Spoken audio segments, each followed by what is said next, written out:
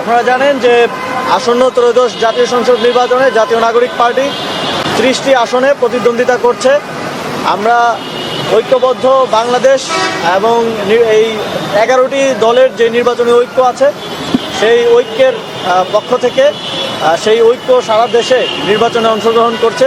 300 আসনে আমাদের ঐক্য পক্ষ থেকে প্রার্থী ঘোষণা করা হয়েছে। আপনারা জানেন আমরা জাতীয় নাগরিক পার্টির কেন্দ্রীয় নির্বাচন পরিচালনা কমিটি সারা দেশে আমাদের যে নির্বাচনী পদযাত্রা সেটা আজ অফিসিয়ালি শুরু করছি। ইতিপূর্বেই আমরা বিভিন্ন জায়গায় আমাদের নির্বাচনী কর্মসূচি পালিত হয়েছে, তবে অফিসিয়ালি আজকে থেকে শুরু হচ্ছে।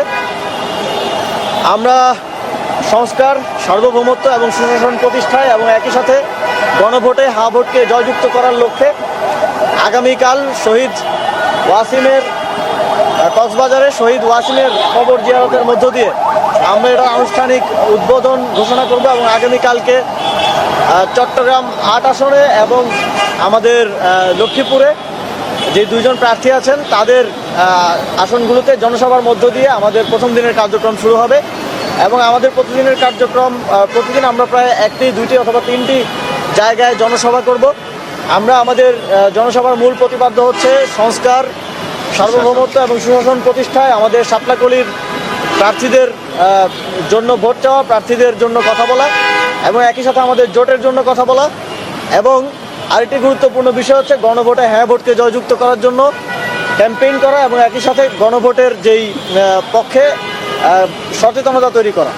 আমরা এই উদ্দেশ্যে আজকে এই আমাদের পার্টি অফিসের সামনে থেকে রওনা শুরু করছি এবং আমরা প্রত্যাশা রাখবো যে আপনারা আমাদের পুরো যেই পদযাত্রা সেটা ফলো করবেন। আমাদের ইশতেহারের বিভিন্ন বিষয় আমরা কীরকমভাবে নতুন বাংলাদেশ, নতুন চোখে বাংলাদেশ দেখছি সেগুলো এই পদযাত্রার বিভিন্ন সময় আপনাদের স্তরে স্তরে আপনাদের সামনে আসবে এবং অফিসিয়ালিও আমরা সপ্তাহখানেকের মধ্যে আমাদের ইশতেহার ঘোষণা করব। এবং আমরা কীরকম বাংলাদেশ দেখতে চাই, কীরকম বাংলাদেশের জন্য শাপলাকলির পক্ষে ভোট চাইব সেটা বাংলাদেশের জনগণকে আমরা এই পদযাত্রার মধ্য দিয়ে জানাবো। ভাই, রোডম্যাপটা বলবেন। আর আজ তো 4র্থ দিন চলছে নির্বাচনী প্রচারণার, সব কিছু মিলিয়ে শাপলাকলির প্রচারণা এখন অব্দি কোনো বাধা আসছে কিনা বা একেবারে সংখ্যামুক্তভাবে প্রচারণা করতে পারছেন কিনা?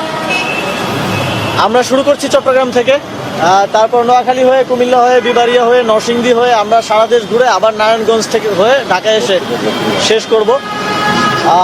আমরা এখন পর্যন্ত আমরা নির্বাচনী প্রচারণার ক্ষেত্রে আমরা এর আগেও আপনাদের মাধ্যমে দেশবাসীকে জানিয়েছি